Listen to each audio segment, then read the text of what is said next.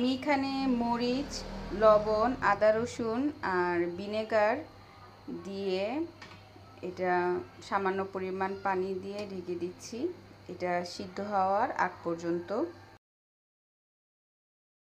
মাংসের পানি শুকিয়ে এসেছে, এবার আমরা চলে যাব মূল রান্নায়। এখানে আমি প্রথমেই কড়াইটাকে তেল দিয়ে গরম করে নিই। এখন আমি দিয়ে দিচ্ছি রসুন কুচি, তারপর দিয়ে দিচ্ছি গাজর কুচি। যেটা আসলে সিদ্ধ হতে বেশি সময় লাগে ওইটা আমি আগে দিচ্ছি।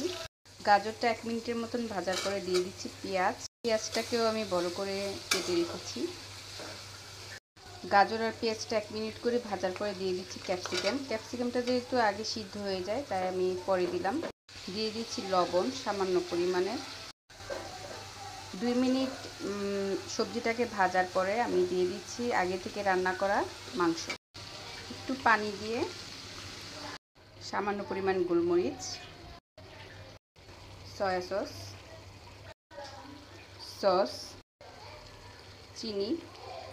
চিনিটা অবশ্যই দিতে হবে, চিনি না দিলে স্বাদ ভালো আসবে না।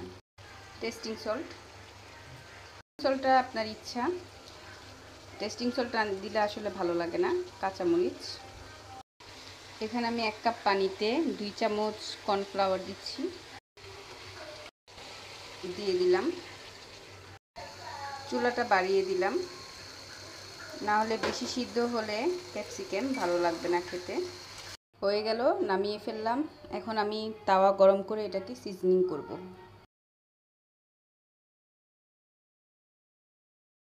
আমার কাছে যেহেতু সিজলিংয়ের কড়াই নেই তাই আমি ফ্রাই প্যানে করছি।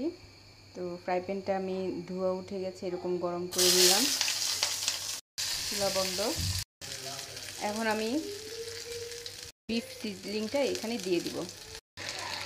হয়ে গেছে বিফ সিজলিং।